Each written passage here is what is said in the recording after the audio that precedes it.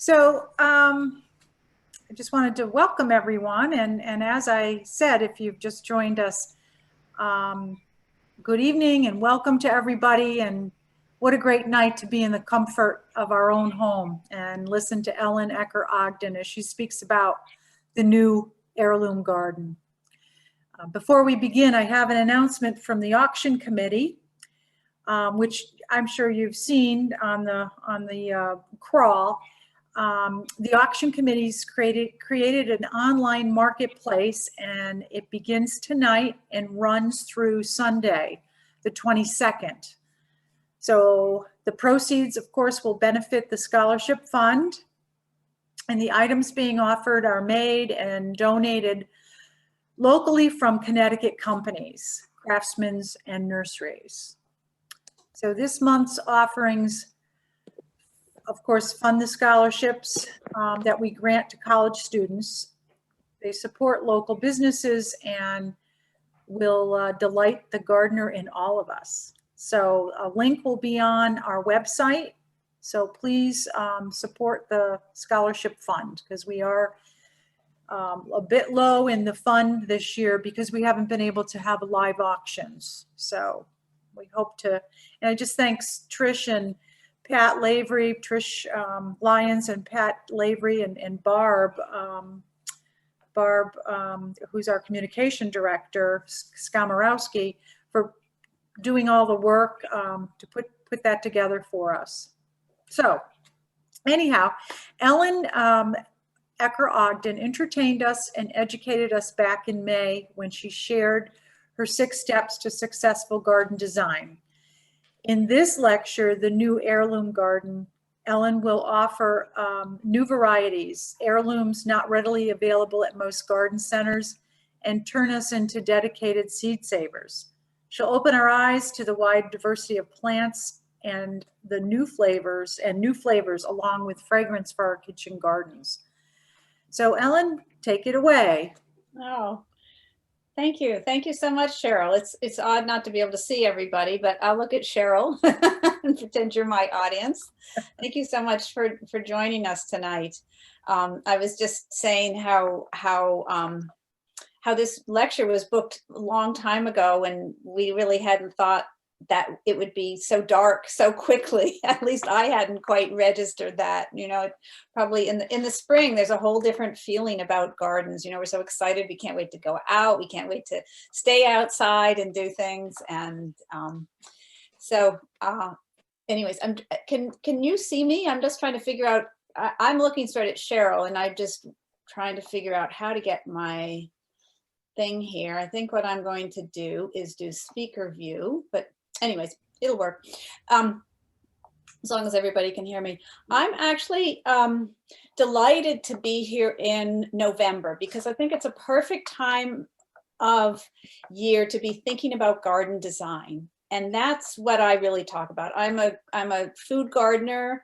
I'm a passionate gardener like all of you. I have so much to learn, and I'm always learning from everybody. And I'm sorry I can't be there with you today, because I get so much from just speaking to you before and after the lecture.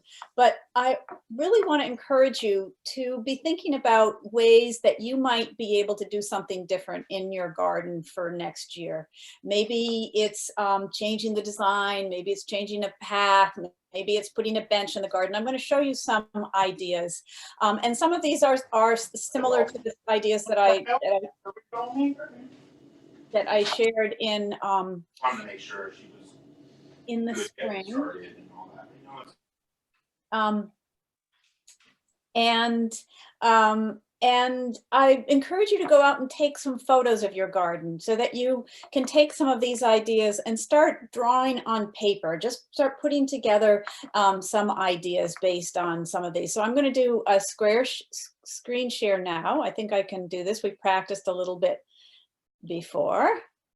Can everybody see me okay? Thumbs up, Cheryl. Everything's good? Yes, it looks super. Okay, great. So I'm going to minimize the box here, and I'm just going to be a talking head for a while. I'm going to talk for about 45 minutes, and I'm going to share with you some beautiful photos that I have taken over the years from various gardens. Most of them are in New England. I have a few that are from foreign gardens, and you know immediately which ones those are. And I hope that this really inspires you to really create a kitchen garden that is a sanctuary. It's more than a place to grow food. It's a place to go out and explore nature and to inhale the wonderful fragrance of the plants. I call this the New Heirloom Garden because I just finished a new book called The New Heirloom Garden, which will be coming out in February. And so you're going to be getting a little glimpse of some of the photos and some of the plants that are going to be featured in that book. Okay. Let me just move on here.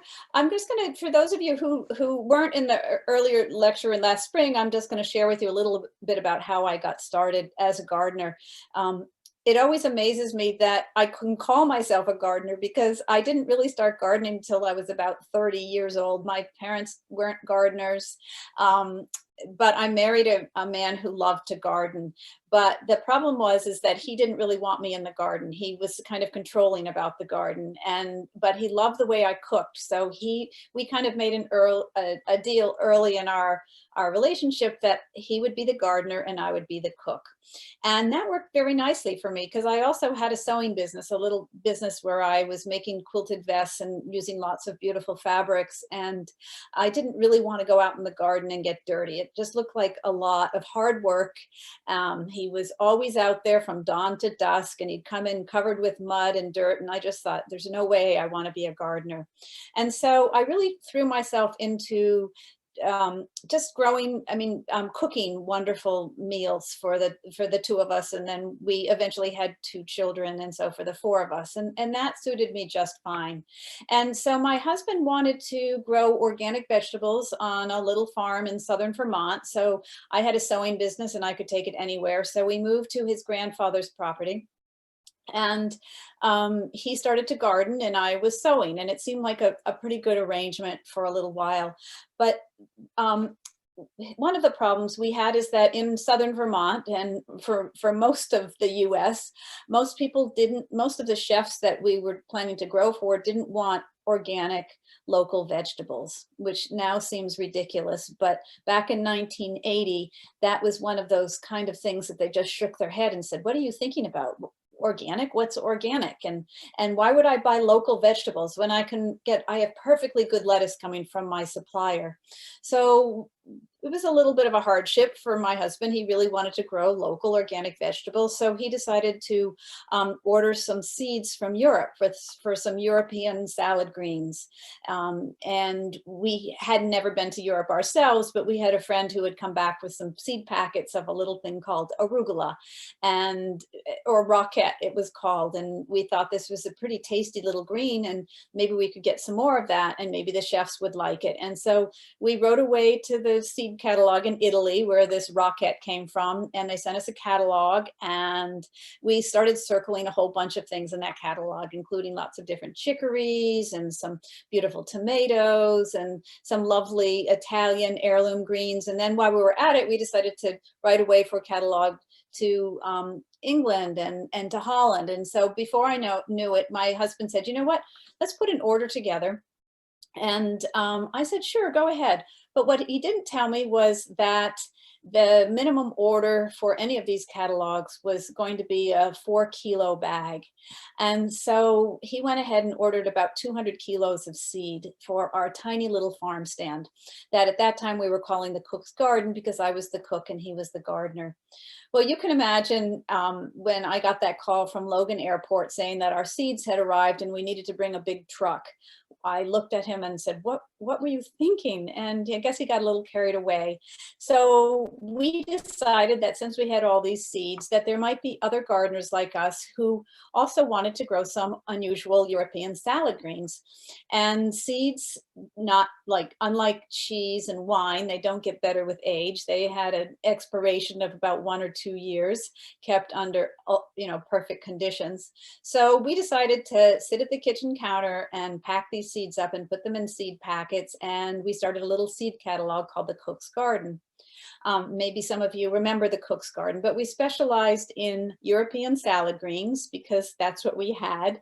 And by, we continued to expand our offering to include different American heirlooms, but we really focused on the best tasting food we could find. And that meant my job as the cook was to go out into the garden and taste all of the lettuce and salad greens to make sure that we were offering the best tasting lettuce. And if any of you have ever had to taste 150 different types of lettuce, you know that it's kind of hard to distinguish between them after about the first 5. But somehow I managed to come up with descriptions for our catalog because we didn't have color photographs like these beautiful pictures you're seeing today. Instead, we just had our words. And so that kind of forced me into being a food writer. I kept a list of adjectives next to my computer and would type up descriptions of what these different lettuces tasted like. And then, of course, being the cook, I eventually started putting recipes in the catalog because since most people didn't know what arugula was back in 1980, I needed to come up with a recipe for how to cook or serve arugula. And along the way, I discovered some really beautiful lettuces, like this wonderful Claytonia, which is not a lettuce, but it's a wild salad green and is very lemony and citrusy and very tiny, and it wilts instantly. So it's the type of thing that you would never find in the grocery store at the farmer's market.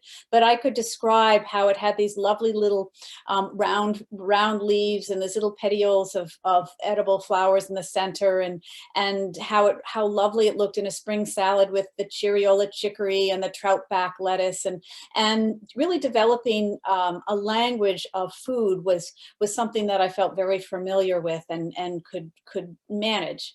But I still didn't want to go out in the garden and be a gardener. That still was way more work than I could handle.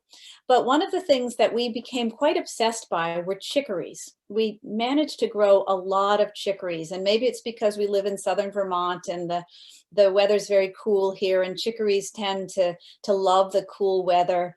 But I couldn't quite figure out how to cook chicory. My recipes in Gourmet magazine just said, cut this gorgeous radicchio. This is a Rosa de Treviso, an heirloom variety.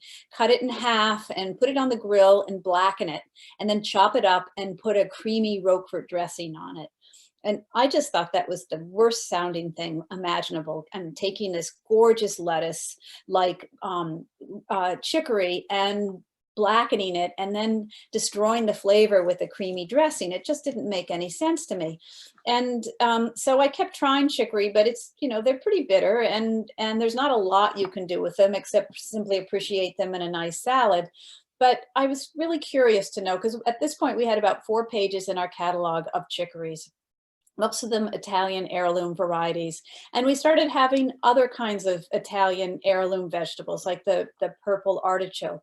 And so after doing this for about 10 years, and meanwhile I had sold my design business and had joined my husband in the seed business, I said to my husband, you know what? I think it's time that I studied cooking and go to cooking school in Italy.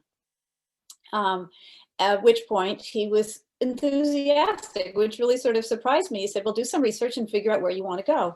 And so I had about 9 of Marcella Hazan's cookbooks lining my shelves. And I said, well, I'd really like to see if I could study with Marcella. And sure enough, I got on a wait list to learn with Marcella. And about 2.5 years later, I was on a plane going to Venice to study with Marcella Hazan. And one of the things I hadn't known about Marcella is that she really specializes in teaching cooks how to cook Italian food, but mostly with ingredients you get in America. And something like chicory was something that she knew Americans didn't really know much about. So the only chicory that I could convince her to teach me about was this Pomperella chicory, which in our garden and in our seed catalogs was quite a mystery, because in the seed catalogs it always had this curly fine stem, yet in our gardens it always would come up looking like this illustration.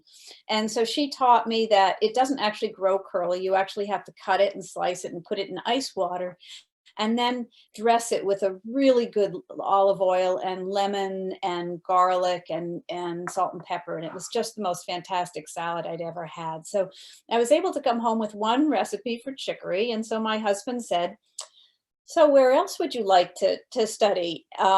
Because he considered that to be a success. And in the class, there had been somebody else who had gone to cooking school in Ireland at a place called the Ballymaloe School in Shanagary, Ireland. And I looked it up in the map, and it was really far away from everything, but it had this beautiful garden. And I said, well, maybe I could study at the Ballymaloe School in Shanagary, Ireland. And the following year, I was on a plane to go to cooking school in Ireland. And I must say, most of my friends said, you went from Italy to Ireland to learn about cooking. Are you crazy? But where I was going at the Ballymaloe School was a 10-acre organic farm. And what they were doing was exactly what I had hoped we could do with our farm, which is they had a cooking school there. And every morning we would have a little lesson. And then in the afternoon, we'd go out into the garden and we'd harvest our herbs and we'd harvest our vegetables. And then we'd bring them back into the kitchen and we'd cook with them. And of course, this is what I had been doing for a long time. I just hadn't been the one harvesting my own vegetables. But when I walked into this garden and I walked through this gorgeous evergreen hedge here and into this garden, I realized that gardening wasn't a lot of hard work if you could make it beautiful, if you could make it into a garden that opened up all of your senses, to be able to hear the birds in the hedgerow and to be able to smell the herbs and the boxwood in this enclosed garden. And then standing up on a little platform looking down onto the garden, it really showed the design of the space. And of course, tasting the food fresh from the garden. Everything in Ireland tastes better. It's right near the salt water. Everything was just so delightful. And I had the best time. And I realized that maybe if I could be allowed to design a beautiful garden like this, that I might actually enjoy gardening. And so I called my husband and I said, you know what? I'm not going to come home until you allow me to have a garden. And it took a little negotiating, but he took down some of his plastic greenhouses where he was growing the tomatoes and the peppers, and he allowed me a little space to put in a kitchen garden. Now, one of the things about gardening was that I really didn't know anything about design. So I had to come up with something that really matched my aesthetics and also was somewhat like the Ballymaloe School. So step number one was coming up with a design plan. Always keep something beautiful in your mind. And I'm going to show you what I call my 6 steps to successful garden design. And it starts with the design. The design for me started with this garden right here. Now, if I were giving you this lecture in person, I could audibly hear all of you gasp or laugh at me, because this, of course, was not my garden. This is a garden that was designed by Rosemary Veary, and it's on some big estate in Kentucky. In Vermont, nobody has this much flat area, but I love the elements of this garden design. I love that it taught me a lot of the things I have brought forward in terms of some of my book designs. I love the focal point of this white bench here at the very end. When you walk through this gate, it needs a focal point right there. I love the way there's squares around these trees. And I love the way there's the white Tudors here in this garden, and it picks up the white here of these wonderful planters and another bench here. So there's a lot of elements here that I have really learned just to study. And I realized as an artist, I did go to art school, that our visualization, when we can observe and take some of these things back to our own gardens, we don't have to do everything, but we can take little things like this wonderful shape here, which is about the same size as the garden that I had in mind. Yet instead of having it regular straight rows, the way a Victory garden might be, I love the way she's created these triangles out of germander or some low growing greenery, and turned this into a lovely ornamental garden. So the typical garden looks like this. It's not going to be as beautiful as a rosemary veery garden. And again, this is not my garden, but it had some of those same elements. And so I was really starting my journey. I didn't, at this point, I was more interested in going to cooking school than design school. But looking back, I kind of wished I had gone to hort school at least. But I was really learning just by going to visit gardens and to look at other people's gardens. And so even seeing this garden, I can see a lot of beauty here. I love the way that they have the wildflowers in the background, and this is a garden just down the street from me. I love the little Buddha under the apple tree. I like the way these rows are not in straight rows. They're sort of diagonally, and of course the fence to keep the deer out. But where I really want to take you to, and what really has inspired me, is a garden that looks like this. Now, this is about the same size as that other garden, but it has drama and it has height and it has color and texture, and it combines flowers and vegetables all in the same space. And it has mystery and intrigue. When you walk into this space, you have a focal point here of the teepee, and under this wonderful arbor, you can barely see it, but there's a little bench under there. And of course, the lemon gem marigolds that line the path, and the eggplants and the onions and all sorts of things. There's just a lot going on in this garden, and it just kind of gets my heart beating faster. And then so this is the type of garden that I really wanted to design. So it was winter, I think, when I started this process, and I got out some graph paper and started to draw. And I realized that there are really 6 steps to garden design. And I think most of you got this, illustration in a handout.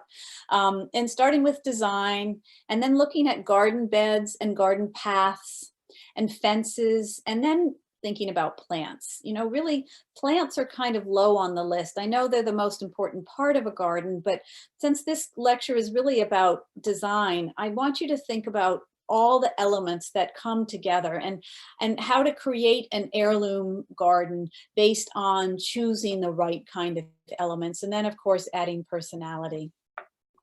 So the very first question I always have is, where do ideas come from? How was I going to design my garden, and how was I going to write these books that I've been writing about design? Well, a lot of my ideas come from other gardeners. I often say that my best ideas come from other gardeners. Just looking at things like, I love these little boxes up high, these beautiful bird boxes, and the way these paths are kind of hidden in here, and using the stone. And there's just a lot of texture and beautiful color in this garden. And it looks like a garden that might not have been planned out very well, but I'm sure that she started with a plan on paper. But since I was an art major and an art history major, I decided to go back into history and start to see who had the first kitchen garden, and what were kitchen gardens, and what is a kitchen garden. And the very first kitchen garden that I could really find evidence of was a paradise garden, which was based on the 4 sacred liquids of life, which is honey, wine, water, and milk. And then also that 4 square design, which during this early time, I guess 1400 BC, sometime around early Islamic gardens when they were first established and documented, that those 4 squares were really based on the 4 cardinal directions: east, west, north, south. And some of the reading I've done about these early gardens were ways that they could explore the world. People would go off into the world and bring back plants and seeds from other parts of the world, and they would plant them in these 4 square gardens. And then, of course, 4 square gardens were prevalent during the medieval times and during the English lordships, and they have a real history in garden history, because the 4 square is very geometrical, and it's very neat, and it's very tidy, and it puts together areas that are very distinct. And a lot of the old monasteries have been rebuilt based on what the structure had provided, that was very geometrical and very linear.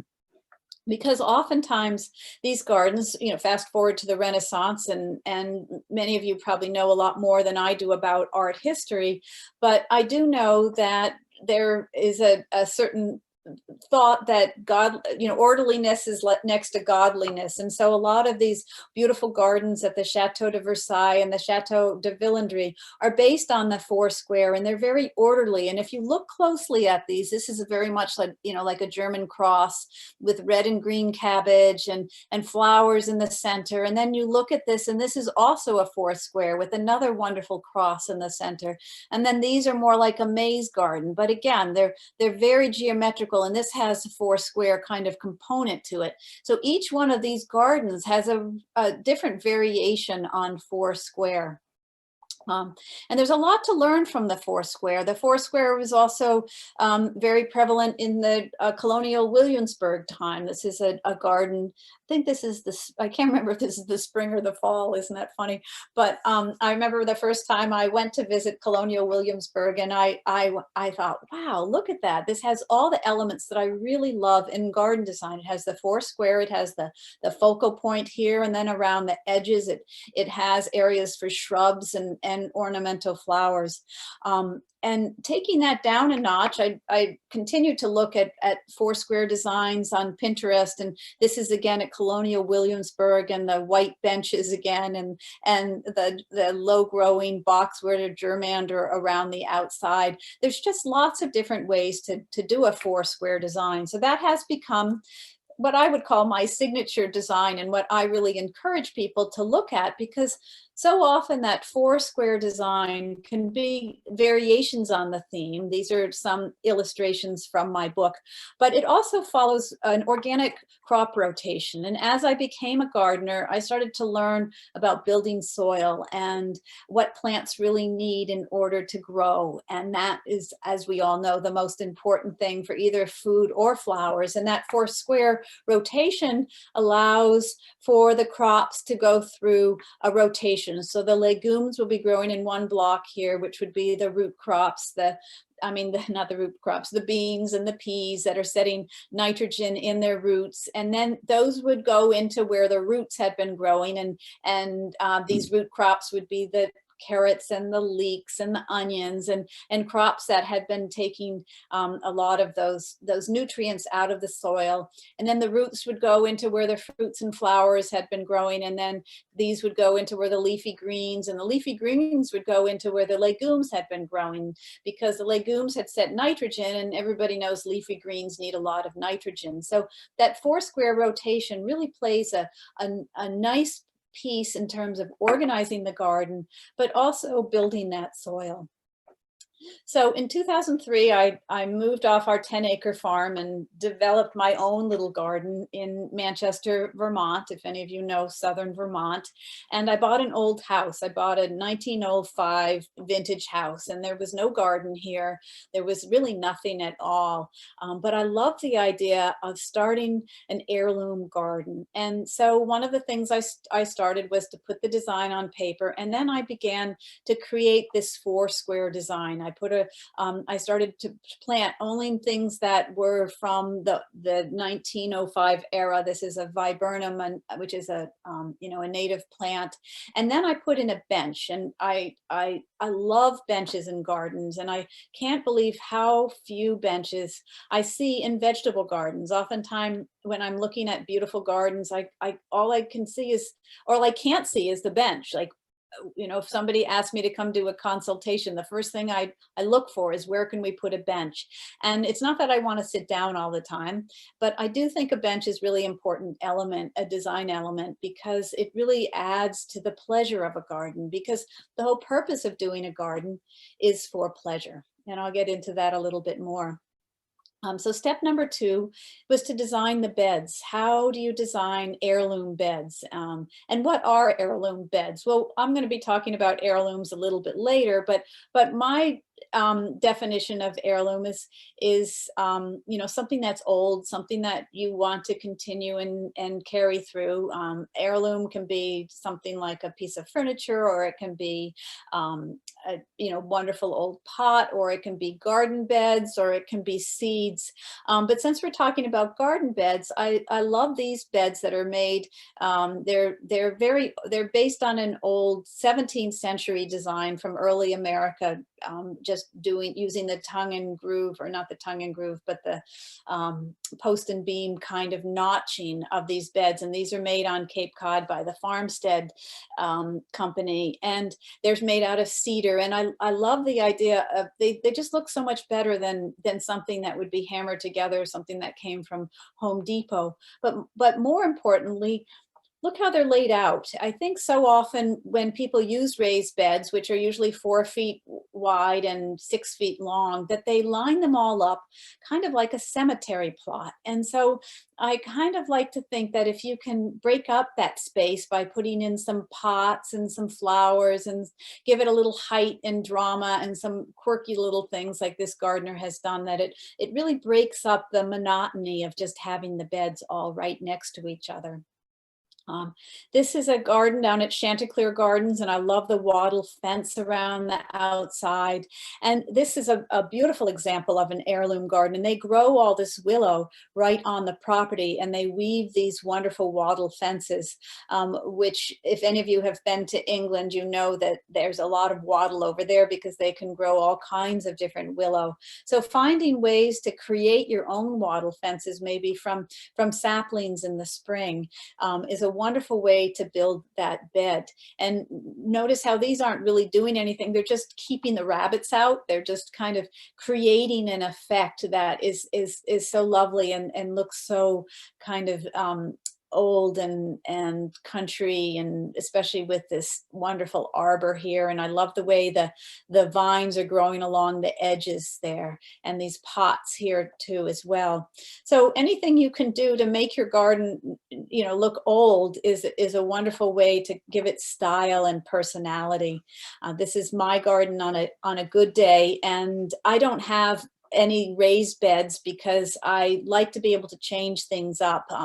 I kind of consider my garden to be my palette now that I'm no longer painting or doing much in the way of graphic design, but I love to be able to recreate different designs in the garden. And this was an early spring garden, and not having raised beds allows me to step into the side and make changes in the beds. Step number 3 would be paths. And creating paths that look old, but also are functional and keep the garden very orderly and neat. And one of the reasons for paths is to keep weeds down. You know, in the old Victory gardens, those square gardens with the paths and the rows in between, if you add up the number of pathways that you're weeding, it's just as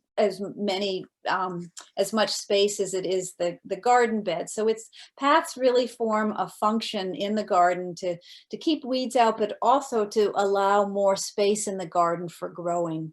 And I love this flower garden. She calls this her kitchen garden, and there is a little bit of food in this garden, but it's mostly flowers and edible flowers, lots of marigolds and poppies, which are not edible, of course, and some hollyhocks and things in the background. But I love the way that you can barely see the stones that make up the pathway, versus this garden, which is in Colonial Williamsburg, and this is early in the spring. And I love the way they have combined the brick path with the oyster shell path. So it's a little bit of old and new combined together. But there is one thing in this garden that it needs, which is that white bench right there. And I hope they put one in someday. The Hollister House Gardens, which I'm sure all of you have been to. I adore these gardens. I missed not being able to see them this year. I usually travel there once a month when they open in the spring, all the way till when they close in October. And I love what they have done with their paths, which is to keep them wild. You know, they have a lot of things growing in their paths, which makes it kind of fun. They do weed, but it's careful edited weeding. So they allow some of these escaped, I think this is the wild shishu, that herb, that wonderful purple herb, and they have poppies and anemones and all kinds of things that spring up in their pathway. So it doesn't look quite so formal, even though the overall design is quite formal with the trimmed boxwood and the old urns. I love this garden. I can't remember where I took this picture, but I always go on the garden conservancy tours, and I think this is such a dramatic entrance into the house with the pea teepees here and the lettuce, and then all the chicory growing on this side. This is actually radicchio and some wonderful deep colored red chicory there, and then look at this clematis. Isn't that the most magnificent thing you've ever seen? So I love this pathway leading in, and it's a very simple pathway, but boy, is there a lot going on in here. There's a climbing rose there too. So add some drama and really make it fun. This is a garden up in Charlotte, Vermont, and I know this garden has been there for about 30 years, so it's starting to get a little crooked and raggedy, but I like that about it. I like the way that some of the stones are kind of falling out, and there's a little bit of weeds growing on in the bricks, because that gives it a nice little design element, a little moss, or actually that's dill. It looks like a little moss growing on the rocks, but it's all about personality and style. I really think that what you choose for paths is really going to be something that's very individual. And I remember one time visiting a garden in England with the wonderful author Joy Larkham, if any of you have ever read her salad garden books. And she really inspired us when we had our seed catalog with, I think she wrote 2 books on the salad garden, and it really got us going, thinking about different things that we could offer in our catalog. And I remember going to see her, and I was really amazed because she mulched all of her paths with old carpet pieces. And I was so shocked and stunned, I could barely look at it. But, you know, it didn't matter to her. She was just trying to keep the weeds down. So, you know, whatever you want to use, it's up to you. But the other thing about paths is it's wonderful for dog training. My little dog Bella here knows that she needs to stay in the paths. And as the garden develops, the paths become a little bit more distinct, and Bella gets to be better trained in her paths. But then by the time we get to August, you can see the paths are really important, because I hadn't trellised my rambling, I guess that looks like a pumpkin vine there, and some of my cucumbers and sometimes tomatoes and things. And so I really need those wide 4-foot wide paths to take on some of these vines that seem to get a little bit over rambunctious as the summer goes on. Finally, after losing my paths, because I live at the base of Mount Equinox, and I get a lot of rain in the spring, and Hurricane Irene came through and washed my whole garden out. So I rebuilt my garden, and I decided not to use bark mulch, but I started to use stone paths, and it looks like there's water in there, and sometimes water comes right through like a little stream. This is actually river stone that I purchased from a stone person not too far from here, and the beds are now a little bit raised. But I realized that having a different path is really kind of like changing the color in my living room. Instead of having a red living room, I now have a blue living room, and instead of having a brown path, I now have kind of a lovely blue-gray path. So it's one of those few things that you can change fairly easily, and it really can have an impact on how the garden looks. Now, you remember my early pictures of this garden. You remember this bench that I set out there. You could see how it's aged beautifully, in my verbena tree in the center, and another bench on the other side. And I'm always changing the way it looks, but those things never change. Some things just stay the same. So step number 4, fences and gates. I love this quote: "Every child is an artist. The problem is staying an artist when you grow up." And I put this in here because when I was in art school, one of the rules was we could never turn in a painting and say it was finished unless it had a frame around it. That signified that we were done painting it and working on it.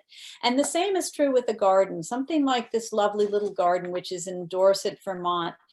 this has like a picture frame around it with that lovely little white picket fence. And she's carried that white theme into other elements, such as these white chairs over here, and the trim on the little tool shed here. And there's a table for eating outdoors, and her white marble pieces that form the stepping stones through her garden. And so this is a wonderful example of how to frame a garden so that it really looks like a lovely little piece that you really are proud to show off. And this wonderful tool shed here also has something that you may want to consider, which is she has a refrigerator in there. So when she's entertaining here out in the garden, she can serve chilled wine to her guests and not have to run into the house. And I just think that's such a brilliant idea. She has everything all contained in one spot. So having a nice fence is a wonderful way to contain that garden,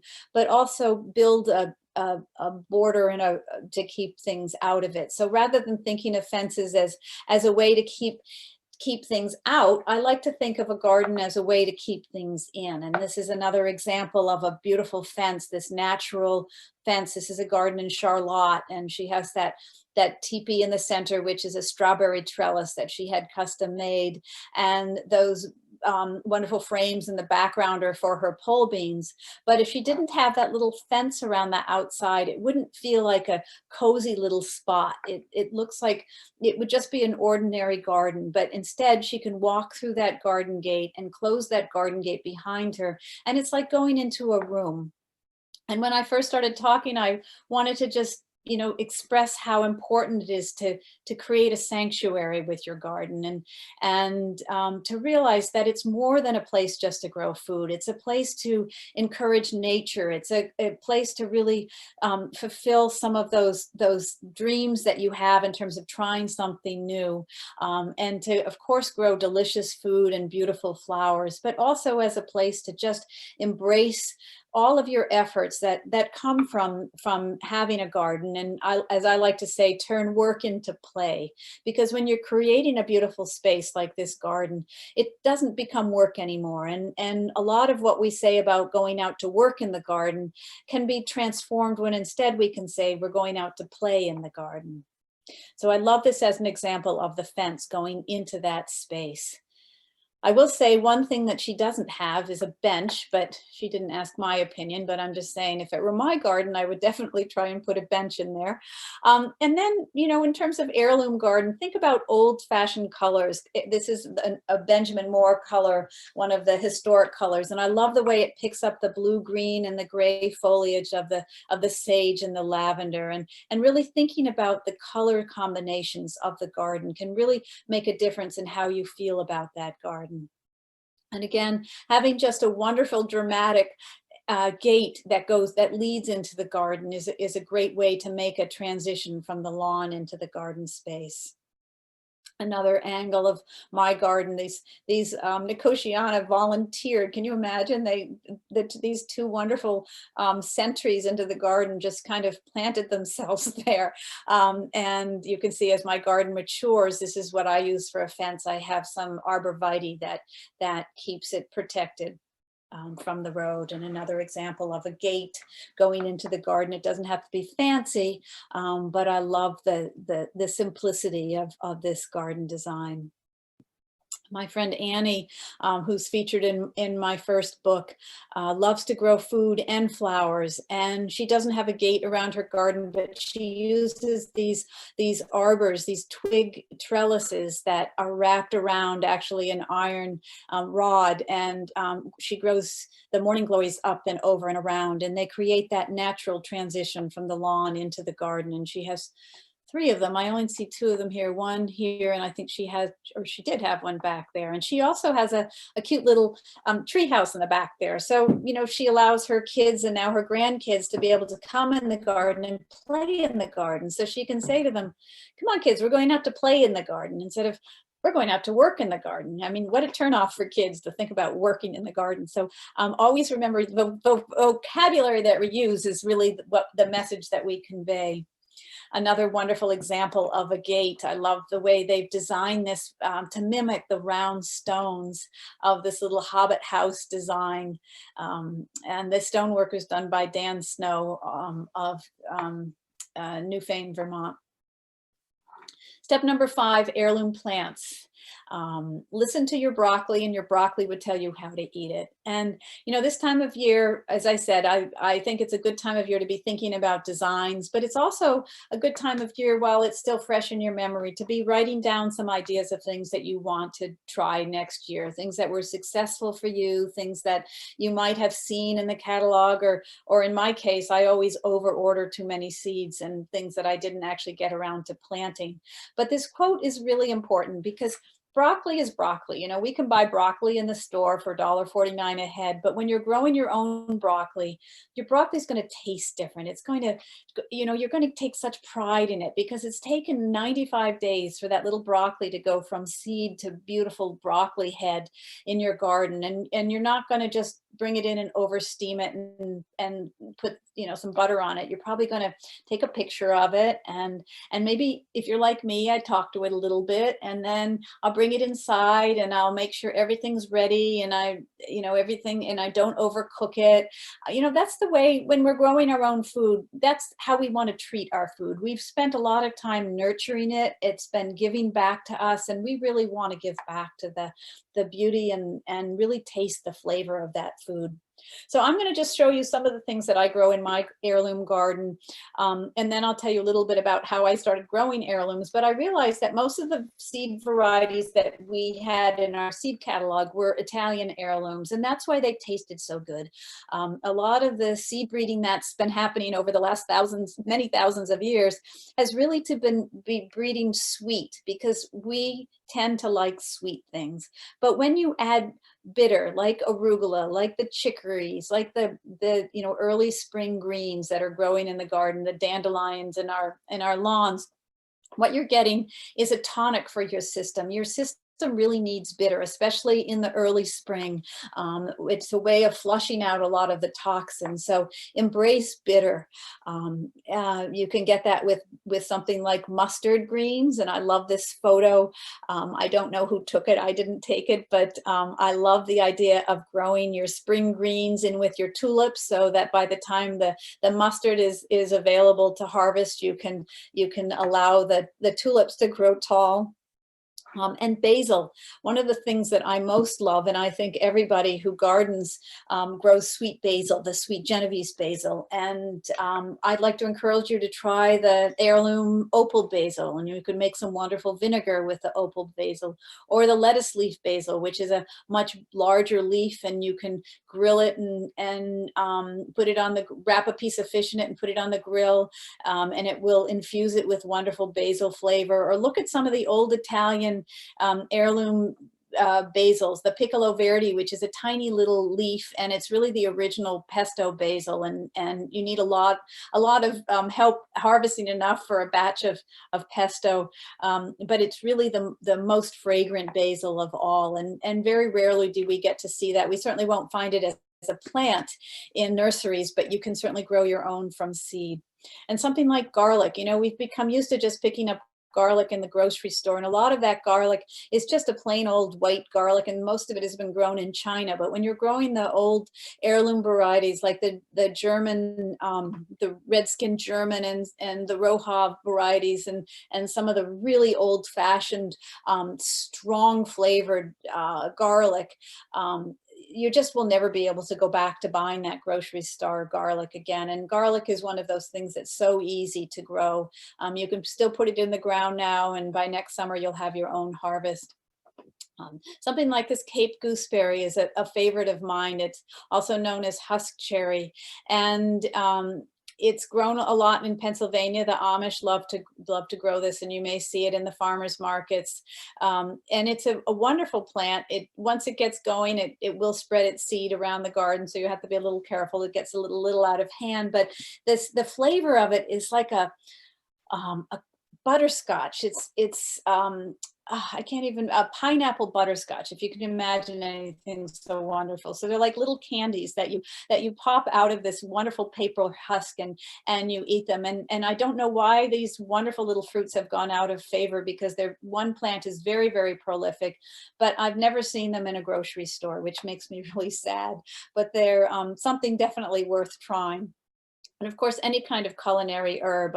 As a cook, I love cooking with herbs. And this is one of the recipes that's been in every one of my books. It's an herb cheese bread, because I like to, it's a reminder of how easy making bread is. It's just flour and yeast and water and cheese and fresh herbs. And when you have this bread baking in the oven, you'll just be amazed at how many people show up in your kitchen asking what is cooking? It's so delicious. And rainbow chard is absolutely my favorite plant. It's still growing. I started plants back in April and I'm still harvesting it now. It's a great spinach substitute because it grows all summer long, where spinach will go to seed. I use the ribs for making a gratin, and I use the leaves for making enchiladas or soups, or tonight I had it actually over some pasta for dinner. I mean, I just love the rainbow chard, and it's a wonderful cut and come again plant. The more you cut, the more it grows, and the bigger the plants get. I absolutely love lettuce, but I mostly love beautiful lettuce. And this is actually a red iceberg, if you can believe it. It's called Rosie, I believe. And it always stuns me when I look at this picture. And I just think, if I ever got married again, I would definitely carry a head of lettuce instead of roses, because food is so beautiful. So take the time, to listen to your broccoli, and your broccoli would tell you how to eat it, but also to appreciate how beautiful the food is that's growing in your garden.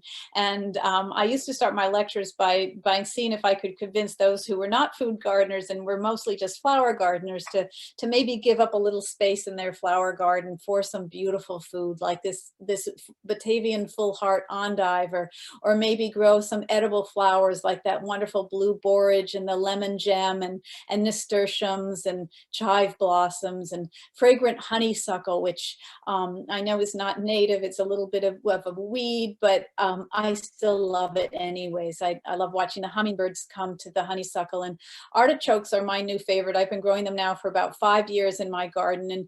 And I confess that when I first started growing them, I would eat them. And now I just let them go to flower because I think they're so beautiful. Alpine strawberries, were in my grandmother's garden, and I always have them in my garden.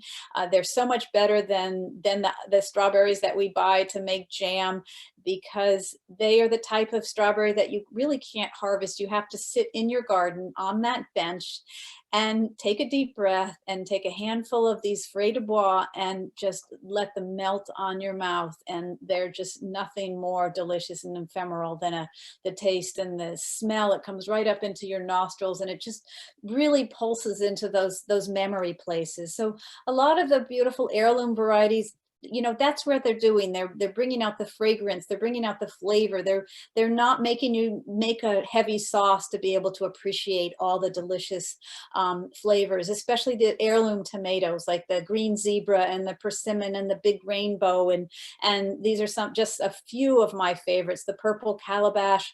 One of the things that I find most interesting is that tomatoes, actually, when they originated, they were found as very tiny little fruit, very tiny, like the size of a fingernail, and they're found high in the Andes Mountains along with the purple Peruvian potatoes, and they were bitter, which is no wonder that people used to think they were poisonous. And I guess they are in the nightshade family, but they are nothing like the sweet tomatoes that we have now. It's really a miracle that we have continued to breed them so that they now are the number one vegetable or fruit, I guess, that we love to grow in our garden. And something like potatoes. Isn't it sad that we can't get all these wonderful choices of potatoes in the grocery store? We're pretty much just locked into the Idaho and the some kind of a red potato. I guess you can now get a little bit of the blue potatoes, but some of these fingerlings are so special. The Russian banana fingerling, we can get yellow fin now, and but we can't get French fingerling or huckleberry. There's hundreds of different kinds of potatoes, heirloom potatoes, that you can grow. So seek out some potatoes for next year's garden. And squash, squash is one of those things. I've become a seed saver, and I think one of the funniest things about squash is that they're all so different. They all have such wonderful personalities, and I love growing them all. I don't have a lot of space to grow them all, but it amuses me so, because they are the classic heirloom plant to have in the garden. Carrots. We've forgotten how wonderful carrot flavor is. There's a reason that they sell baby carrots next to the sour cream dip in the grocery store, because they have no flavor. But if you're growing the heirloom varieties, the Scarlet Nantes and the Touchant, and even the Mokum, which is a hybrid carrot, those have more flavor, but their tops aren't as strong. So they're a little harder to harvest by machine. But if you're growing them in your own garden, it's easy enough to pull them up, and you just will never be able to buy carrots again. So I know it's getting near the end, and I just want to talk about personality, because all of us start really with the same 3 ingredients: seeds, plants, and soil, but each one of our garden is a little different. And I think that's the beauty of an heirloom garden, is that you can add things to your garden that are untraditional. Maybe you put your grandmother's old watering can out there, or find some old antiques that you put in the garden, because those are the types of things that make your garden really special. I love Jan's garden. She's a neighbor of mine, and she's a little bit of a hoarder. You can see she loves to collect things. She doesn't throw anything out. But I love the way she smiles. Every time she goes into her garden, she has a smile, because these are the things that just give her memories. Like this wonderful beehive here that's painted gold. She doesn't actually have bees, but I love the idea that gives the sense that it could be a beehive, and what a castle that would be, and just finding things to go in your garden that you love. And remembering the gateways into the garden. Maybe it's a William Baffin rose, like this archway here that isn't even connected to a fence, or this is a rustic trellis in my backyard with my dog Ella, and growing on it are the Grandpa Ott's morning glories, which is a morning glory that if you grow it once, you're never going to have to plant it again, because the birds will reseed it everywhere in your yard. And it's quite lovely until it becomes a weed. And those old watering cans, can you imagine growing a garden and having to lug water and to water those plants? I mean, now we have drip irrigation and we have plastic hoses, but these watering cans are such a work of art. So if you have an old watering can, bring it out and put it in your garden, just to display it as a reminder of how people used to garden. Oh, this is what I use for my sun gold tomatoes. I love this iron forge done by, I think it's Battle Hill Forge in Millerton, New York. Find some wonderful old antique pieces that can decorate your garden. The gardens at Sturbridge Village have these bee skeps. And actually, it's not Sturbridge Village. I'm sorry, Colonial Williamsburg. They have these wonderful bee skeps and these cloches, and they actually use them in the garden. But if you wanted to, you could just have them there as a lovely ornamental piece, and they just look stunning in the garden. And finding a place for a bench, or 2 benches, or 3 benches. I actually have about 5 benches in my little yard, and I actually do sit down on them a lot. I love to sit down in the morning, and I love to sit down in the evening, and sometimes in between. I just think it's really important to take the time to really appreciate your efforts and to appreciate your landscape.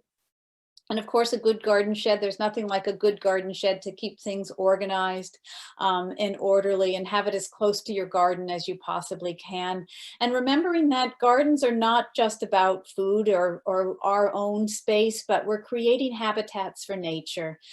So give them a place of honor, and keep some places wild so that they have a place to live and build nests. I was recently cleaning up some old vines, and it's amazing how much wildlife I found in the old vines, and I felt kind of bad disturbing it, but I'll create some more wildness for them over the winter and next spring again. And so just finding things that you can tuck away, maybe have a little treasure hunt, or just a scavenger hunt, I meant, for things, and have fun putting in your own personality into that garden. And create habitat for nature, because nature is always helping us in our gardens, and for me, that's really why I garden. It gets me outside and it keeps me part of the whole circle of life. So to wrap it up, define heirloom: a traditional variety of plant that is open, pollinated, and seed can be saved and handed down through generations. When we say a seed is an heirloom seed, generally the heirloom means that it has a story behind it, that there's a family that brought that seed over from Europe, or who has grown it in their gardens year after year and handed it down. Something like this beautiful Romanesco broccoli, or this wonderful purple pea. But open pollinated heirlooms are all open pollinated, which means that you can actually save the seed. And that's how I happened to write my book, The New Heirloom Garden, because I realized that I had been saving seed and I wanted to teach other people about varieties that you could grow and you wouldn't have to be buying them from a seed catalog, which seems kind of silly considering I started this lecture talking about seed catalogs. But when you grow heirlooms, you can save your own seed and you never have to buy seeds again. These beautiful cranberry beans, all you need is a few pods and you have enough beans to be able to save some for your own garden and share them with friends.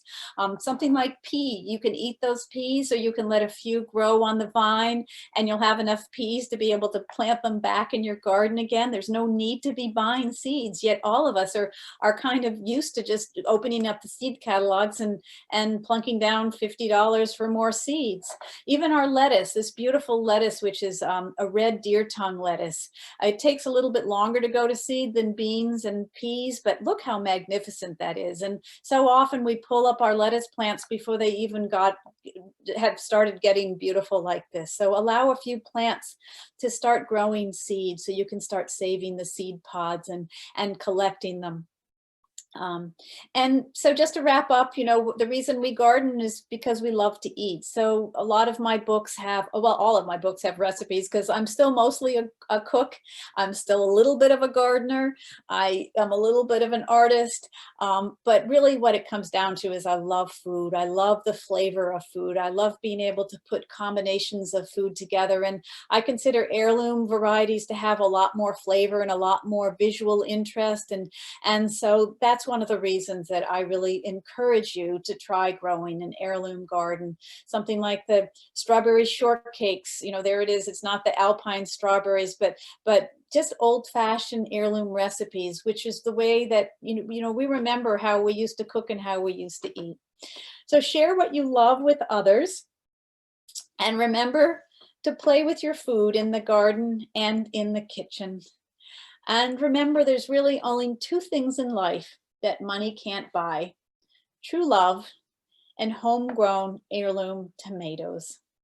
So I just want to say thank you very much. And our website is ellenogden.com, and you can visit my Instagram. And if you're interested in my book, I have The Complete Kitchen Garden, which is published now. It came out in 2011, and my new one will be coming out in February. So I'm going to say thank you very much. And I still have some people listening to me, I guess. You have most people. I would like to get you the questions if you are willing to spend a little bit of time. Of course. All right. How did you connect with the illustrator Mary Hazan? Oh, I love that question. Oh, Mary's so special. She's so good, isn't she? This is from Michael Russo. Oh, Michael, thank you for asking that question. I meant to mention Mary Hazan in the beginning. I think when I get started on these talks, I get so nervous, I just keep talking. Mary Hazan illustrated my first cookbook. This one here, I don't know if anybody has this one, but I think most people who bought this book were mostly because they loved her illustrations.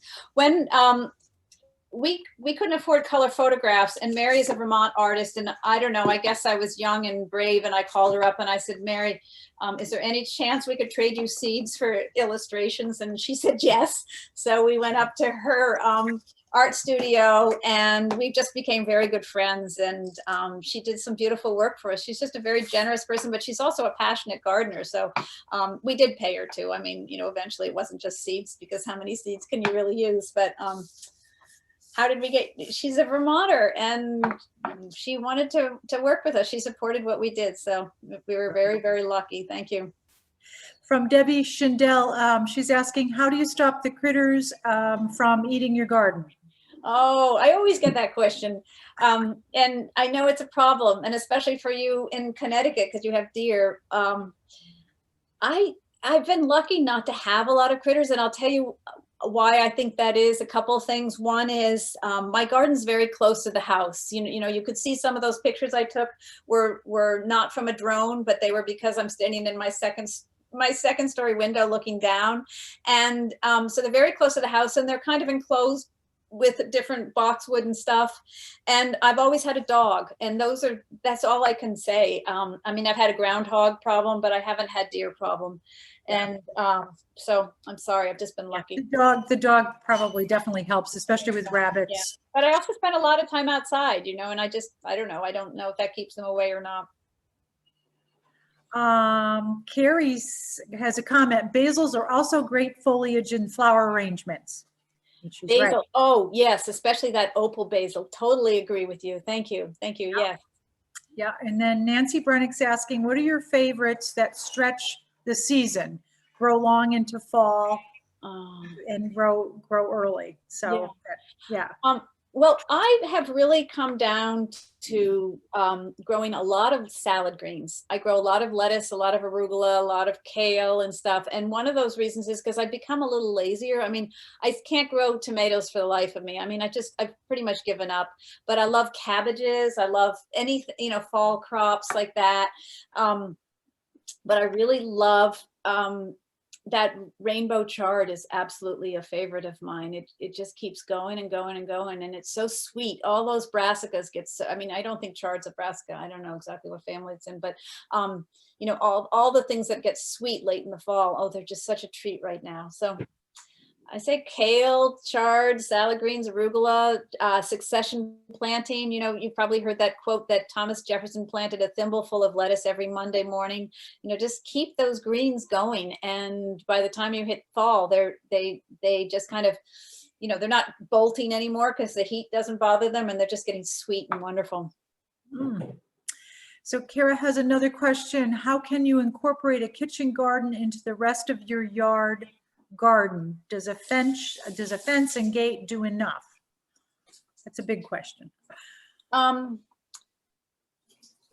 I guess my first thought is, when I do designs, I teach design classes, first of all. And when I do work with people on their landscape, and the very first thing is what I always say is pretend you're a bird and you're looking down at your landscape, and do a design plan of everything on there. Draw your tree, draw your house, draw your driveway. Make sure you know where the cardinal directions are, where south and north and east and west. And that seems pretty basic, but it's amazing how many people don't know what directions, where the sun comes up, and where the shade is, and where the water is going to be flowing, and how much wind they're getting. So really analyze your yard to figure out what your traffic pattern is, but also where the best place is going to be to grow that's going to be convenient. And unfortunately, I have found that it's usually where the garage and the driveway is. That's south, and that doesn't work very well if that's where you want to put a garden. But maybe you can put containers. There's a lot of people who grow tomatoes in containers on their driveway, and that works just fine. You just can't park the car. Yeah, right. Yeah, that's a great alternative. So I had a question about how much space you use when you're starting all these seeds in the winter. I'm assuming you start them in February and March? No, I don't really. I don't have to. The garden kind of catches up. One of the things I'm learning, I used to start a lot of seeds when we had the business and stuff, but now I have a small house and I don't have a lot of winter. I don't have a lot of exposure, and I also do a lot of lectures in the spring, so don't have a lot of time. But so that's another reason why I like lettuce and salad greens, because I can put them right out in the garden. As soon as the ground is worked, I can put lettuce and salad greens out directly in the garden, and I don't have to bother with seedlings or flats or anything. Yeah. And a lot of herbs are that way too. I mean, not basil, of course. Right. I love starting seeds. I love saving seeds. I'm not very good at that thing called watering 3 times a day and making sure they have enough sun. So I don't know. It's just, I fail. I have a lot of failures. I really do. I don't show those to you, but I do. Well, this has been so encouraging for all of us to step outside the box with things we haven't tried yet. So I thank you so much. I think Oh, good. everyone Well, should. I hope I've talked some of you into growing more food, because you don't have to have a big garden. You can grow wonderful things in small spaces. And I really encourage you to keep trying new things. Thank you. So, well, ladies and gents, another virtual presentation well done. I hope everyone enjoyed your lecture, Ellen. And don't forget, her book is available in February. I'm assuming, Ellen, that'll be available probably in this Vermont bookstores, or where else would we? It should be national. I mean, I'll have it on my website. I'm sure Amazon has pre-orders, but I like to support my local independent bookstore, which is the Northshire, and I do autographed copies down there. They tell me that when they get an order for a book, then I rush down. It's only a mile away, and I autograph it. And I'm happy to do that with this book here, which had five printings, but I don't think they're going to do any more because I have a new one coming out. But this is the one that has a lot of the designs that you saw in the book that are really beautifully illustrated and have a lot of my recipes. And it's still my favorite. It's still my first baby, and I love it. Great.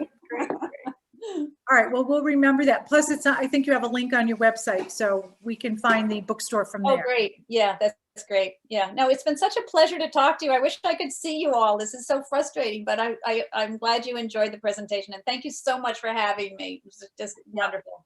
All right, thank you, Ellen. Thank you. And Okay.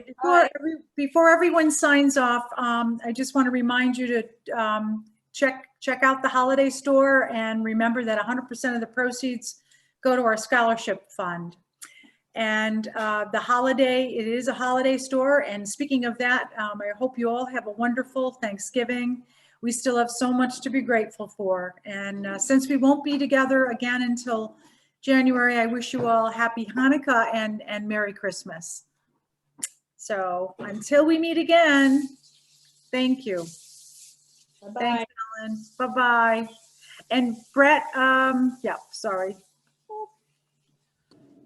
Yep, I'm here. Oh, good. I just didn't know if you had anything to add. No, I thought that was great. And I know that the recording will also be available. So that's always a lot of fun. And if people can remember to fill out the surveys, that's really helpful for us as well. Yes. Please do that. All right, great. Thank you. Have a good night. Bye, all.